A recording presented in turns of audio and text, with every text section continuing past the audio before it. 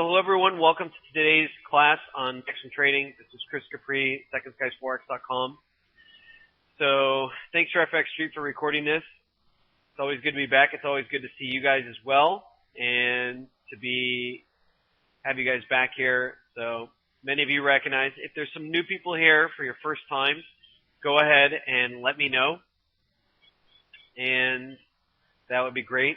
Basically, just for you, those of you that are new, the way that this works is, or the way we do it is, I usually start off the webinar with kind of just a brief story or kind of lesson that has to do with trading, things that you're going to run into, things that you're going to experience as traders, challenges you're going to come into. And so you just spend the first 5-10 minutes talking about that. And then we get into charts, looking at price action from multiple time frames. It doesn't matter the time frame. So that's what we're going to be looking at. So Krista says you're new. Welcome here. For those of you that are new, if you have questions any point in time,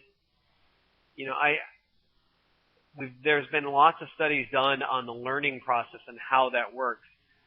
And when somebody's giving a lecture, that the thing about it is that if the students aren't participating, the learning experience for them is less. It's a lesser experience if they are just passive and just waiting for the other person to speak without actually participating.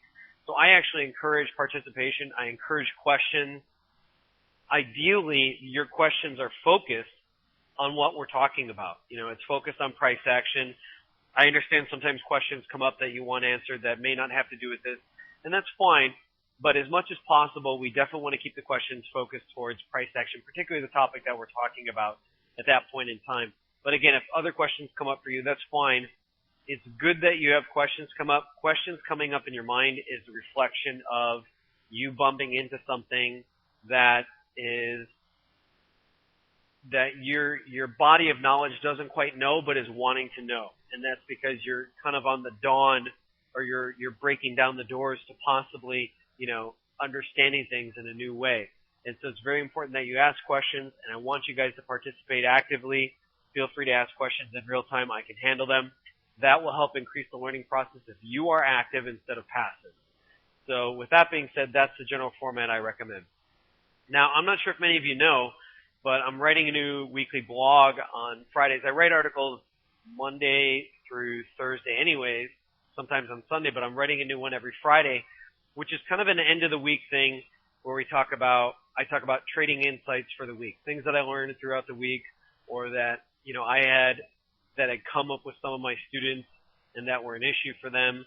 And so that's what we're writing about. And so this week, maybe you've seen that article, maybe you haven't, but and I've talked about this once before, but I kind of want to hammer it down, and I'm going to show an example from one of my trades, which was it's about what is called the stop technique. And I'm not talking about a stop trade. I'm talking about the stop technique. And what I'm going to do is I'm actually going to give you the link to that since you're all requesting it. And that's fine. I'll just send it to you here. And you can also read the majority of it after. But I'm going to talk about what it is. So the stop technique is kind of a little mental technique that you can do in trading. That the thing is, you're in a trade, you're in a system, okay? And tell me if this situation sound familiar. You get in a trade, maybe it goes a little bit positive, goes a little bit negative, it meanders around break even, but nothing really happens that develops that tells you it's a bad trade. On the other side, nothing really develops that tells you it's a good trade. It's just sitting there at break even for whatever reason, okay? So maybe you've had that, and sometimes it's a little frustrating. Maybe you only plan on being in the trade for 2-3 hours, and it's already meandered there for an hour. When that happens, when that situation happens, that's where the mind starts to come in. Maybe you doubt the trade. Maybe you say to yourself, okay, great, I don't want to, have any more risk on it. I'd rather just get out for a small profit than this thing turn negative. I entered the trade and it didn't go profitable right away. And so the temptation for developing traders is to close it. Even though they have no exit trigger, even though it hasn't hit their stop, even though it hasn't hit their target, it hasn't done anything, the temptation is to exit. And then they exit it, and then all of a sudden the trade goes right to their profit target, and they lost out on 30, 50, 60, 100 pips. And that one winning trade would have wiped out, at least a couple losers or something like that. Has that ever happened to you guys before, where you got in and it didn't go one direction or the other right off the bat, and so then you just said, oh, F it, I'm just going to close it? Has it ever happened to you before? Does it sound familiar? I'm sure it's happened to all of you. I'd be shocked if it didn't. It's happened to me tons of times. And I noticed very early on in the beginning of my career that when I would close it, sometimes I'd be right, but most of the time I was wrong. And most of the time it would go to the target, or at least some sort of profit that would have locked in profit or something like that. And so, in the end I'm sitting there, I'm like, damn, I really wish I hadn't got out of it. And that was the early part of my experience. So what I did is I developed a technique that said, okay, first off, whatever time frame I'm trading that system on, I'm going to wait until the candle closes. So if I'm on the 5-minute, I'm going to wait till at least the 5-minute candle closes before I exit out. If I'm on the 4-hour, I'm going to wait till at least the 4-hour candle exits out. If nothing new has come in that said, hey, this is an exit, that this is an exit or anything like that, I haven't gotten any exit trigger or anything like that. If nothing new has come in, well then, why should I be getting out of the trade? Just because I got in the trade and it didn't turn on the afterburner and the turbojet and go supersonic straight to my target, so that means it was a bad trade? It's ridiculous. Why would we have this attitude? And the reason why that happens is because in the beginning, traders are still uncomfortable with that uncertainty of what's going to happen next. Of that, it's that uncertainty of what's going to happen next and that lack of experience that creates a friction in the mind. And that friction in the mind works on your psyche, and it starts activating, critical or conditioned thoughts or whatever it is that's going to cause you to go off track. The more you start to engage those thoughts and get involved in that friction and not relax into it, the more you are going to go into conditioned thinking, which will cause you to deviate from your system. This technique is actually kind of a prototype of a technique that we use in yoga. In fact, we even talk about it very often, very specifically in some of the yoga texts of what happens in the mind when you run into that friction and what's really happening.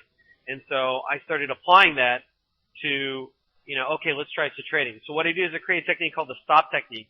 And what it stands for, it's an acronym. It basically says S equals stop, T is to take a breath, O is to observe my experience, and that includes body, emotions, thoughts, and then P is to proceed.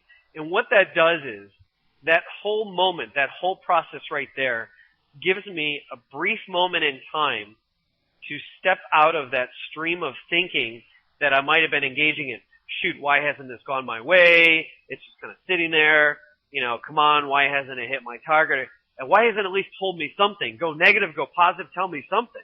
That's the thinking that goes on in traders' mind.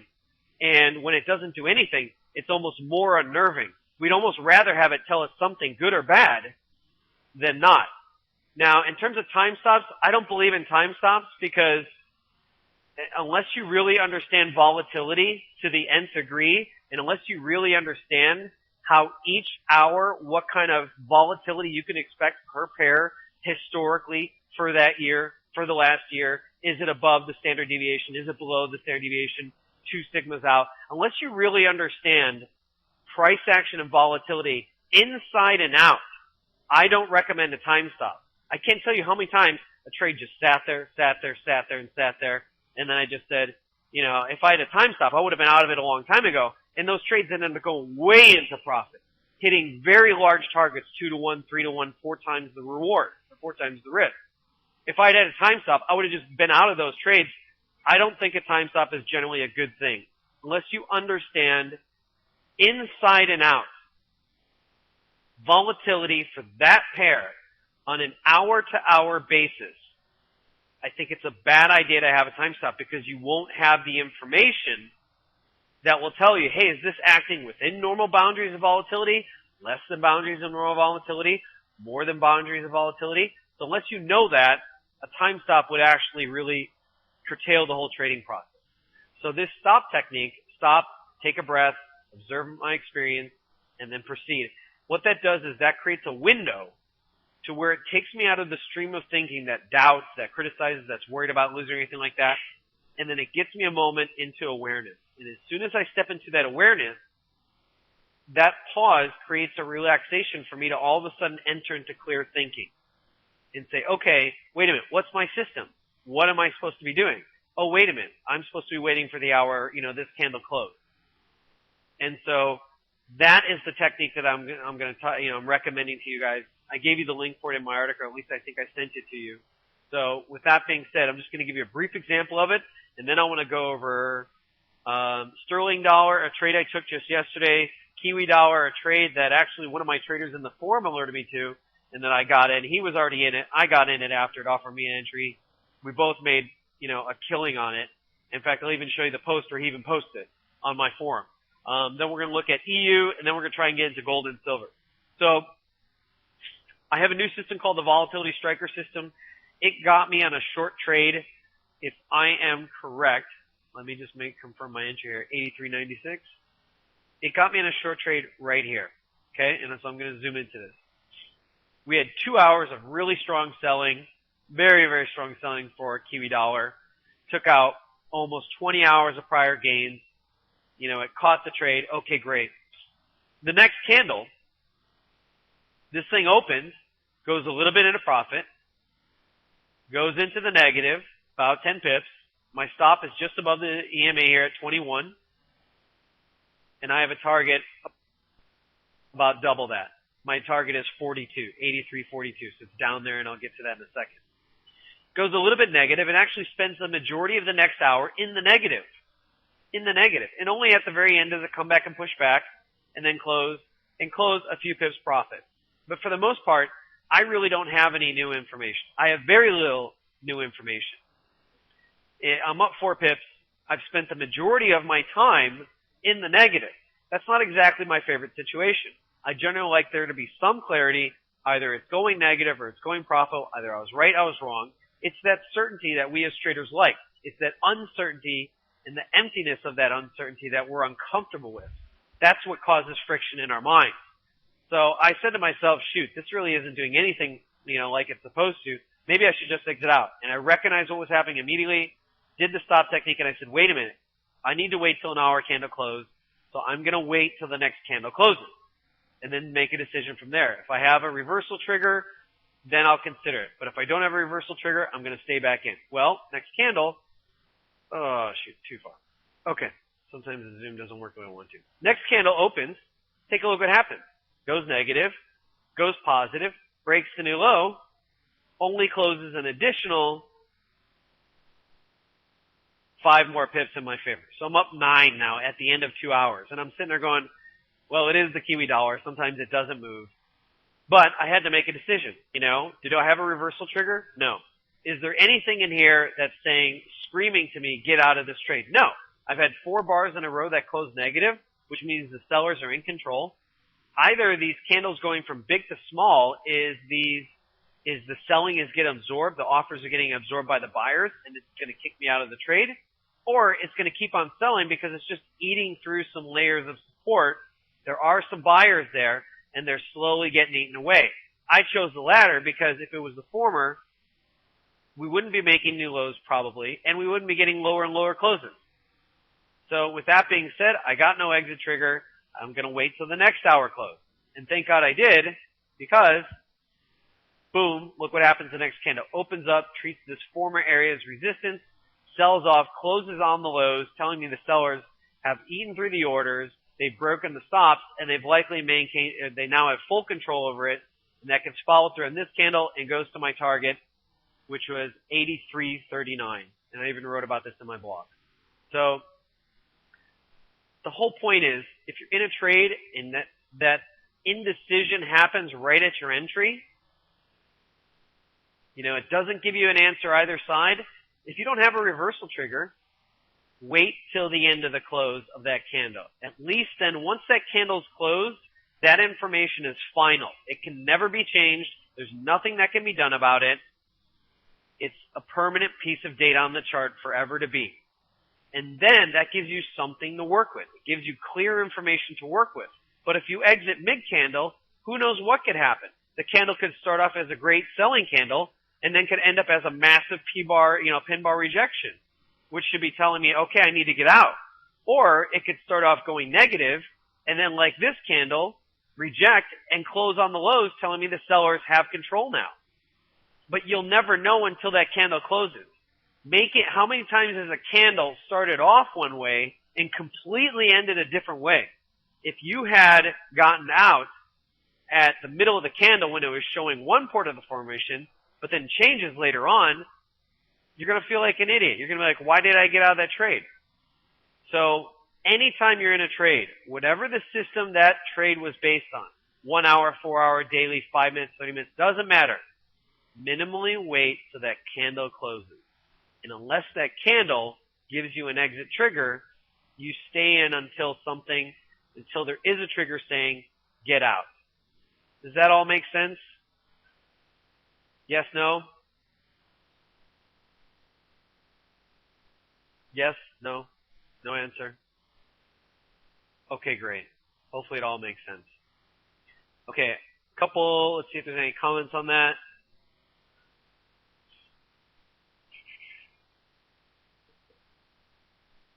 Elmino, thank you for the kind words. Elmino's in our Ichimoku course. He had some kind things to say, so thank you for that.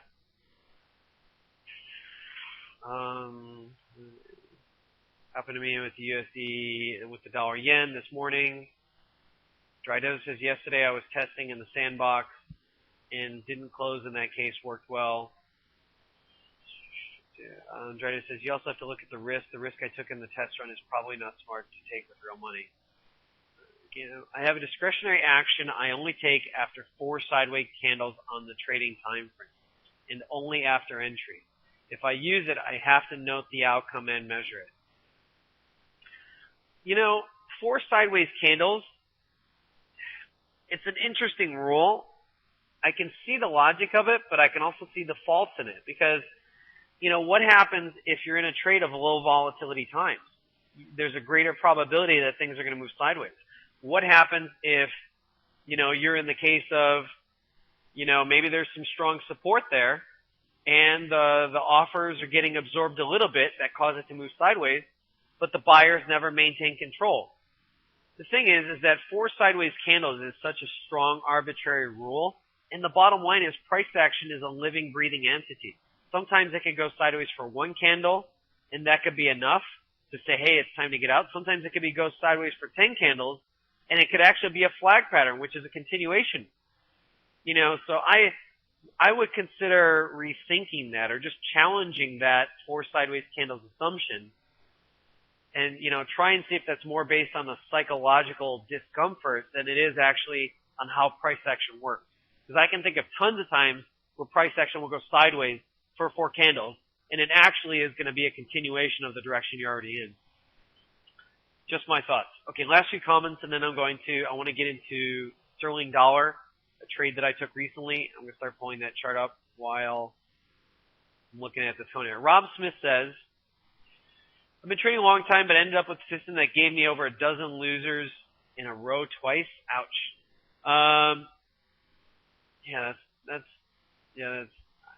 That's not a good system. And even though I now have a good understanding of how to trade with the trend, it really affected my confidence because of the method that kept losing more often than not. Closing out would have saved me money. In summary, I'm right most of the time now, but still nervous by the trade.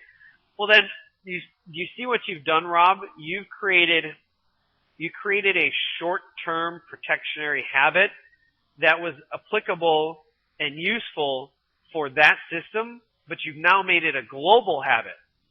You've now made it a global habit instead of allowing your system to play itself out.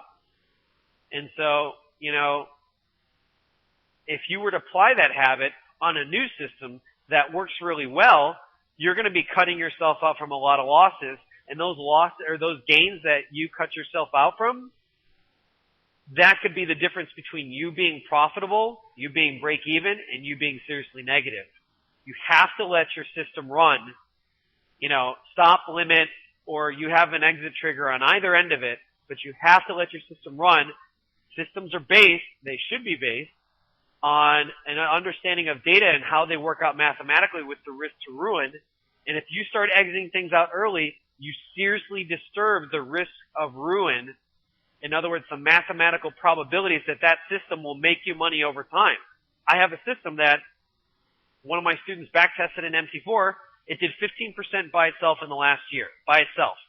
Now, and that was taking every trade as is. If he started taking out trades that went negative in the beginning that eventually hit their target, now we're talking about cutting that system from, say, 15% positive to maybe 10% or 5%. That's shaving off a lot of your bottom line there. You're also disturbing how the system and the function of that system works. So my first thought would be get a new system, but you need to erase that habit. You don't want to make that habit that was a short-term solution become a global habit.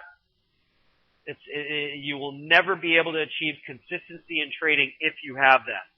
So hopefully that makes sense. Krista says, do you always zoom your candles like that? When I'm showing a trade, yes. When I'm demonstrating a trade, because I was trying to show it one by one. SLD says, Chris, how do you choose that target exit? That was based on the system. The system has variables that tell me, okay, if here's my target, here's my exit. So that was something that was designed part of the system.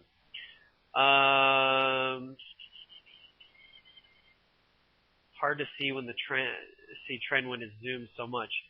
Didn't matter. The trend didn't mean anything to me. My system gave me a signal, and I'm going to take that trade. Why? Because I trust my system. And when I trust my system, especially one that's been well tested to work really well, why would I need? When you test a system, you're testing a system on how it performs, regardless of the prior trends that are in place, regardless of prior support or resistance levels. That's how the system performed without testing for prior trends or support or resistance level. So why would I zoom out to say, okay, I need to see the trend or anything like this? If my system performs well and it's tested well, both forward and backward testing, why would I care about those other things? It performed that well regardless of whether those things were there or not. So, to me, it doesn't make a difference. Boyke says, have I ever traded without a stop? No. Well, in the past, yes. A long time ago. Will I do that again? No. Never again. Never again. I'm always trading with a stop. Gam says, on that discretionary rule, I don't have to use it after the period ends. I reassess the correction. True, it has flaws, but I can live with it. Okay, well, good luck with that. I think if you were to say do 1,000 trades like that, and if your system really has an edge, and you were to say, okay, do 1,000 trades where you exit a little bit early, after that 4-candle stop, I would be willing to bet that if you were to go back to each of those ones that you closed out based on the 4-candle rule, I would be willing to bet you would probably be better off letting it go to the stop or the target instead of closing it out. I would be willing to bet. If your system has a natural edge, then more than likely closing it out mathematically will disturb that edge. All right, with that being said, I want to get into a trade that I took on sterling dollar. And so we're going to get into that one here. And then I want to take a look at, okay, so sterling dollar, I will zoom out a little bit here, especially for Krista. Sterling dollar ran some resistance just shy of 160. It then formed a lower high and broke down below this here. I missed the close below the daily 20 EMA, the 4-hour 20 EMA, which to me would have been a trigger. I missed that. I also missed the break of the pullback low from the high here. So the market ran up, created a pullback low, lower high, broke below that swing point here, right here. And that is also another trigger for me to get in on a topping formation. On a bottom formation is different. And so I missed that trigger as well. So I missed the short side in this here, which is a little too bad. But then I noticed something very interesting. So from here to here, we have 3 blue candles, and we have 3, 6, 7, 8 red candles. There's nothing too special about this red candle. It's a pseudo pin bar. It's not a full pin bar, but it's a pseudo pin bar. And it stops, the low of the candle is at 57.85. Now, this is interesting because I was watching this in real time. The candle closes at 58.08. Okay? And so, closes at 58.08, but look what happens to the next candle here. It opens, goes to this exact same low. In fact, it made a 1 pip difference. So if you look at that, wait a minute, hold on, I went from 58.08 back down to 57.84, 1 pip, the exact same level, and then bounced and closed on the highs here. Now, I was watching this candle in real time, and as soon as it hit this level and then bounced back and came right back to its entry, my immediate response was, wow, that's interesting. That seems a little odd that it stopped on the exact same level. And so I said, wait a minute, hold on a second. When on a 4-hour, it doesn't matter what the time frame is, but, you know, for example, in this case, on a 4-hour, when I have two candles back to back touch the exact same level, and then the second candle has a significant response or rejection off that same level, that tells me at least short term that the buyers have created a line in the sand there. The chances of 2 4-hour candles back to back, you're talking 8 hours of price action, minimally. But you're talking with 2 candles back to back to touch the exact same level and then treat it as a line in the sand, that tells me on a short term that there are buyers there. I call this an SDB, short and double bottom. Double bottoms normally are, you know, they kind of hit a level, they bounce, and then they come back. But when you have back to back, I call that a short and double bottom, or an SDB pattern. I'm writing about this in my book. And so I'm going to give you a little bit of insight on it right here. So with the short and double bottom, usually on a lower time frame, that will be either a double bottom or a reversal pattern on a lower time frame. So being on the 4-hour time frame, I'm going to check into the 1-hour time frame and see if there is a price action trigger there. If there is, I'm going to buy that. I'm going to be a buyer if there's a trigger there. And so take a look at this here. Zooming in, and here is, there we go, right? Zoom in. There's the same 2 candles. So the 4-hour candle before was selling. It closes on this hour right here, touches that level, bounces. The next 4-hour candle's open, and is this candle. Pin bar. This is, to me, a much more legitimate pin bar. Off the same level. So to me, when I see that, when I see a shortened double bottom or an SDB pattern, whatever the time frame is, I'm going to look at a smaller time frame because more than likely that means a trigger on that smaller time frame. If it's a shortened double bottom, then the trigger on the lower time frame could either be a real double bottom where it touches and it bounces for a little bit and comes back, or it could be a pin bar, or it can be an engulfing bar or an outside bar.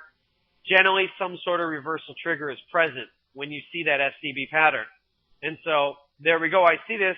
I'm a buyer on this. When I see that, I'm going to buy that. And so I have a couple options. Wait for a pullback towards the lows of this here. That's option 1. Option 2 is I buy on open in the next candle. Now, when this candle was closing, it was already pretty much going to close right up here. Within the last 3 minutes, I knew it was going to close, forming a pin bar. And so to me, I'm looking at that saying, okay, do I want to get a pullback? Ideally, I can get a pullback because it reduces my risk. I get a much smaller stop. But here's the thing about it. We've already rejected back-to-back 1 hour after another candle on the exact same level. The chances of that being a third time is very slim. Anytime I see an SDB pattern on a 4-hour or a 1 hour, very rarely does it ever form a third candle that touches the exact same level. Even when I zoom into the smaller time frame, it's pretty rare that I'm going to get a pullback towards the lows of this here. Sometimes I will, but more often not. especially with such a strong rejection like this. So my better of the two options, buy on open. Now, what does that mean in terms of stop? Well, I have a couple options. I can put the stop a little bit down, but ideally I need to put it below the lows here, because if this was the area that was being defended, and then price does drift back here, if they really did defend it and they really want to hold that line in the sand, then this line should hold. So in that case, I need to put my stop below here. So what does that give me? It gives me a 22 pip stop. 22. Okay, well I have a 22 pip stop, so I need a minimum 44 pip target. That puts me at 47. There we go. So I have a 47 pip target, or I have a 44 pip target, which puts me at 47. Sorry, it should put me at 49, my apologies. And there's my stop. Well, see how this thing worked out after it.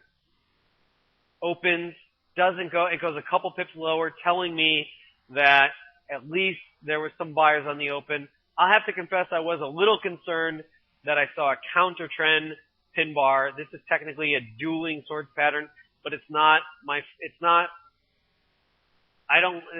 favorite dueling swords pattern if I'm going to trade it. So R to R is not 1 to 1.5. R to R is 2 to 1. I have a 44 pip target and a 22 pip stop, 2 to 1.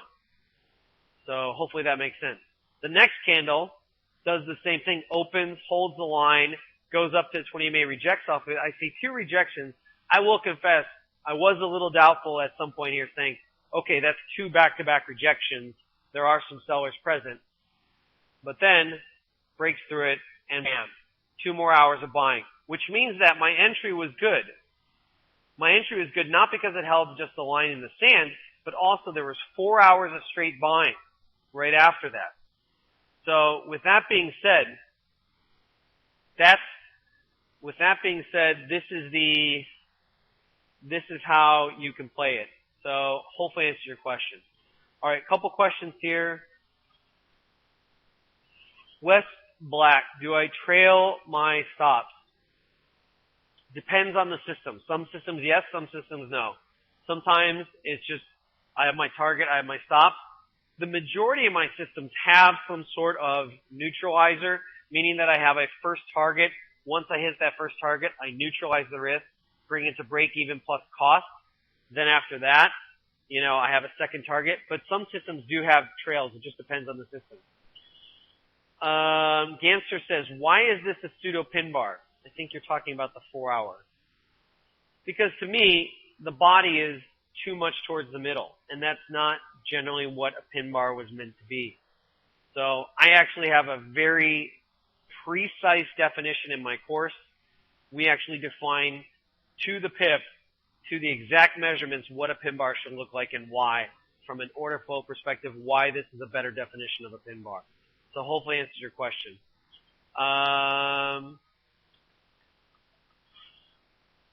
Solter says, where can we learn about all the types of pin bars, please? I'm actually going to be writing an article on my site that'll be there in a few days. So look towards that at the end of the week. You'll see that there. Boyke says, why you call pin bar and not a wick? I'm not sure which candle you're talking about, Boyke, so hard to answer. Michael says, sorry, I'm not clear. If you see the SCB on the 4 hour, isn't the price action already over on the 1 hour? Why? If you're seeing the 4 hour and the 4 hour candle is still forming, that means that the 1 hour minimally is just completing itself. You got to remember, there's 4 1 hour candles inside that 1 hour, but I didn't make that trade at the end of the 4 hour candle. I saw it touch that level and bounce off of it, and as soon as it got back to the entry point or the open, that 1 hour candle was still in play. So if I had waited for the 4 hour candle to close, you would be correct. But that's not what I was doing in real time. In fact, I thought I said, hey, I waited for this thing to reject off the level and come back to the break-even level. And that's what it did. Here's the 4 hour version of it. Let me give you the 1 hour. It came right back to the open. So it actually went even here. It opened, down, came back up, closed just a little bit low. So hopefully I answered your question. Okay, Ganser says, did you move your SL to break even after you saw the rejection off the 20 EMA? No. No, I didn't, because to me that wasn't a full rejection signal, and it's a 2-to-1 R to R. So if I do this trade 3 times, and I lose it 2 times, and I win it once, I'm break even. So I'm not too worried about that. If my R to Rs are really balanced, and I'm pretty confident in my system, I'm going to let it play itself out. Again, this has to do with letting the thing play itself out. I'm using a 20 EMA, and it's the same one I use on all the charts. Hopefully answers your question. Trying Trader says, Chris, do you use other confluences to give your trade additional confirmation? To take the trade, i.e. round numbers, fibs, S&P, trend lines? No. Everything that I talked about here was everything that I used. Everything. Actually, I'm sorry, there is one other thing that I used. Because it was an intraday trade, I was using pivot points. So, but these are the pivot points for today, not for yesterday. And so I was using pivot points because it was an intraday trade. Other than that, no.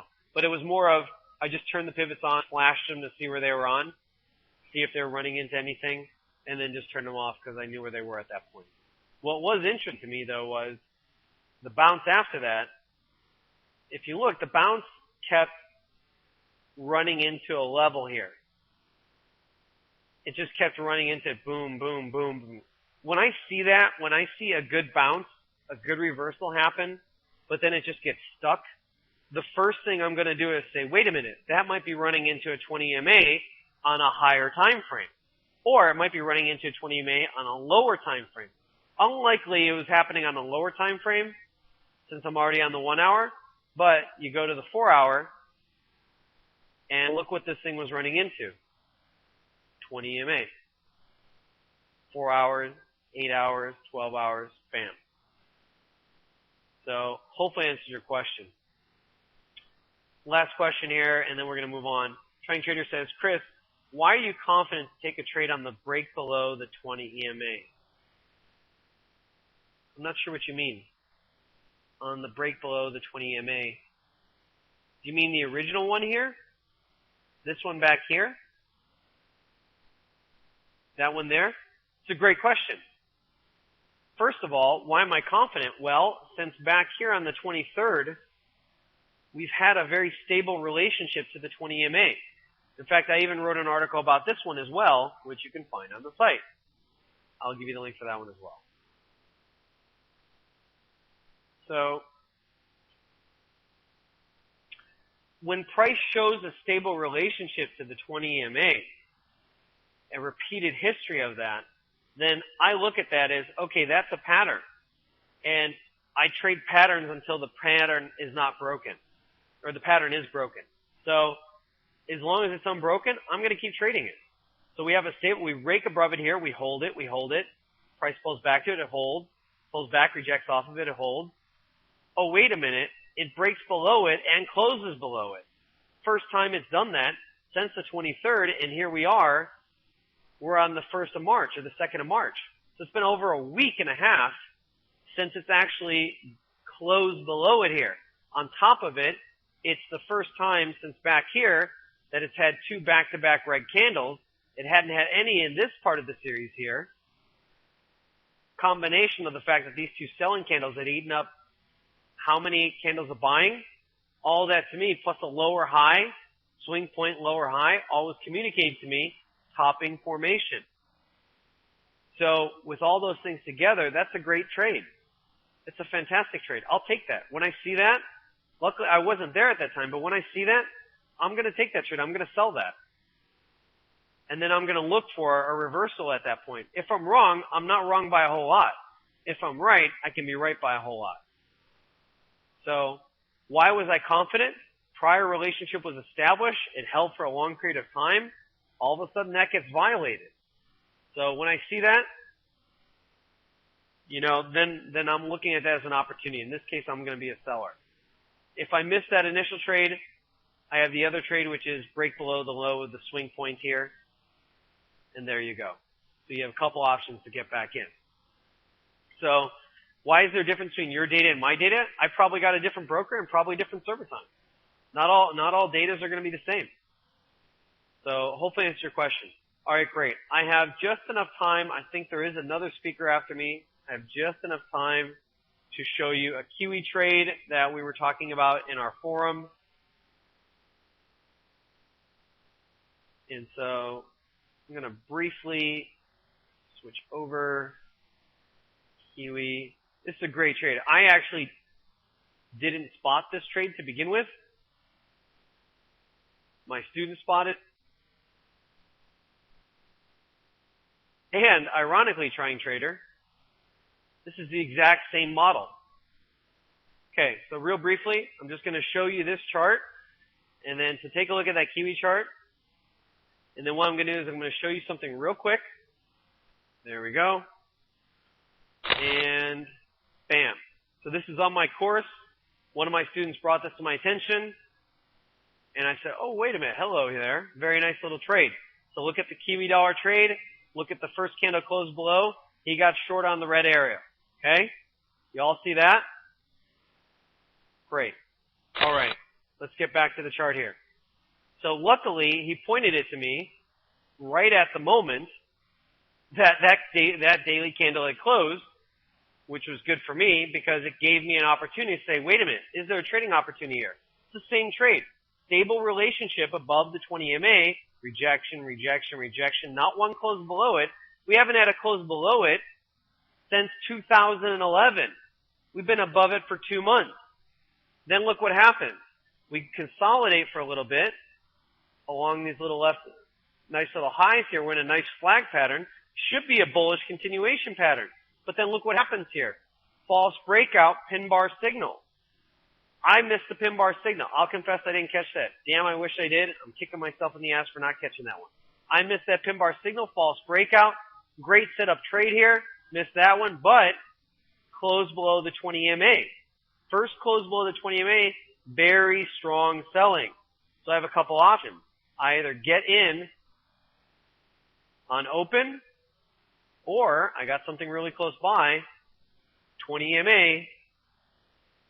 I think it's a no-brainer. Let's take a pullback towards the 20 MA, just shy of that a little bit. And we're going to target a break of this. We need a minimum 2 to 1.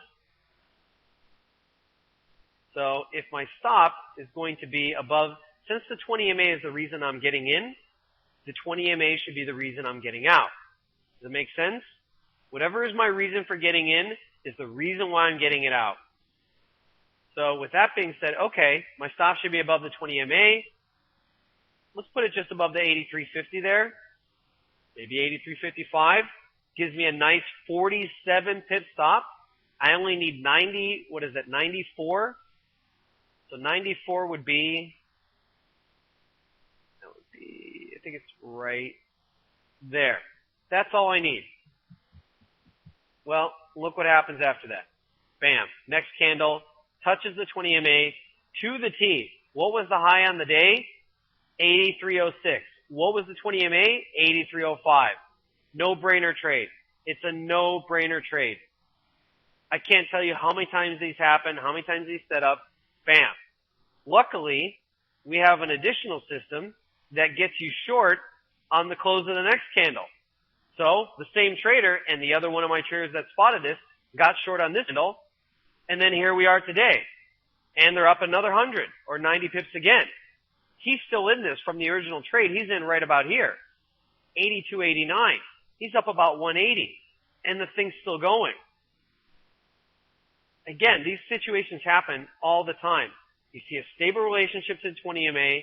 That first break of it, if all the conditions are in place, I'm going to either get in on the close or a pullback to the 20 MA. Very, very simple. Very tight stop. I'm going to be a seller. I'm going to sell this in that situation, and I'm going to get paid. So does that all make sense? Why I take that trade, how that trade is built, the methodology? It's not complex. Does it make sense? Okay. Let's see there. Questions. West Black, email me info@secondskies.com about that, and I'll answer your question there. Boyke says, to clarify question and as a matter of interest, why call all wicks as pin bars? I don't call all wicks as pin bars. I don't. When have you heard me call every single wick as a pin bar? It's only if it's got certain characteristics, I will call it a pin bar. But not all wicks are pin bars. So hopefully that answers your question. I wasn't calling all wicks pin bars, though. There was on that 4-hour thing, the back-to-back, the short and double bottom, I didn't call those two bars as pin bars. In fact, I called one of them an engulfing. And so I'm not really understanding the question. So what is the difference? There's a huge difference. A pin bar is a pin bar. Anything not a pin bar is not a pin bar. I've defined a pin bar to some degree. I'm not going to give the full definition that I use in my course because that would be unfair to them. There are people that have paid for that information to use that for their trading so they can specifically spot high probability pin bars and then things that are not pin bars. So hopefully answers your question. But the short and double bottom, I didn't call those pin bars. Only on the 1 hour I did, but not on the 4 hour. All right. Dry Desert says, take profit at 79.25. Too risky? I'd say wait and see how this candle closes, and then you'll have your answer. You'll have a much better answer. I don't think it's too risky if this thing just keeps falling like a rock. I mean, look at the selling. This selling pressure is almost the same. If this candle closes at where it's at or lower, below 8,100, then that means that the selling pressure from this candle to this candle will be bigger. So that means there's increase in selling pressure. That means new sellers came in, more stops were tripped, more people are going short. To me, that it just depends on how this candle forms. I can't say right now because I have no idea how this candle will close. Only until I see the candle close could I make a better decision. Okay, try and trader Maurice TJ Joby says, why is the 20 EMA so significant? Why? Because price responds to it. There's no magical thing about it. It's not like, it's something that is, some crazy Da Vinci Code type number or something like that. The bottom line is price responds to it. If price responds to it, then more than likely the institutional players are paying attention to it. I know some that are. I know some former bank traders, former bank trader at Bank of York. I know some people at HSBC and UBS in Hong Kong. I know some dealers. I know some traders. They do use it. Does that mean all of them do? I have no idea. I don't know all the traders. But what I can say is if price is reacting to it, if price is respecting to it on multiple time frames, then how is that happening? Well, who controls the market and the price? And so, well, it's the institutional players. Well, if price is constantly responding to it, then that tells me it's a high probability institutional players are watching it. So hopefully that makes sense. All right. So, but that's why. Because price responds to it. That's all I need to know. Trying to says, Chris, what are the most reliable reversal bars in your opinion? There's several of them. Engulfing bars, when used properly, can be highly profitable. Pin bars can be. There's so many different types of bars that could be. Piercing patterns can be used very efficiently.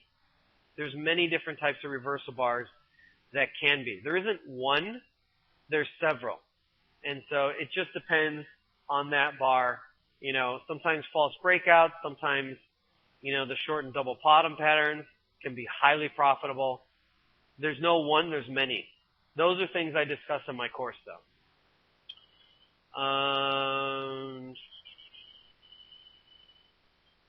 So it says, what software are you using, please? I'm using FX Trek IntelliChart software. So I use the FXCM data feed.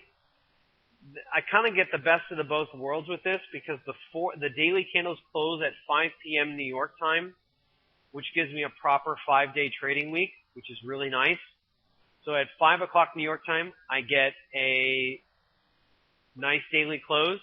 My 4-hour candles also are really nicely placed. 1 hour into the London session, then 5 hours into it, which is the New York Open, then 9 hours into the London session, which is London close. So the 4-hour candles work fantastic. And then the last part is that my pivots, if I set my computer time right, I can get my pivot points to actually open on the London Open, which are fantastic. So, and it's the same thing, I've heard some people talk about pivots don't work. I got 10 years of quantitative data that tells them that person doesn't know what they're talking about. Why? Because I can display 10 years of quantitative data that says how price responds to pivot.